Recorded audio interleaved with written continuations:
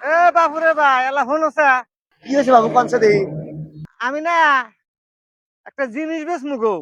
এর কি আর মূল্যবান সম্পদ বেচবেন? কি বেচবেন? এই যে বাবু, এই হালখাতা সিরিজে বাবু বেচমু আমি। হেই মুরব্বি, কোন রাজ্যে আছে কি হালকা থাকে কিনে নেয়? দম খাও কাকা, আমি সিডি পাইছি, দাওয়াতের সিডি পাইছি ৩-৪ হান। এখন তো আমি কি করবো? এই যে বেচবো আমি, বেচলে টেহাটা আমার আগে আসতেছে।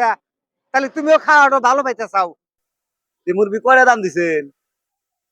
200 টাকা হলে তুমি সিডিটা নেওয়া পাইবা, দোকান ভাই হলো 700 700 টাকা। তো বাবু নেও গা, তোমার ভালো আছে। খাওয়া বাবু, হাই পাই খাওয়া, বিএপি খাওয়া।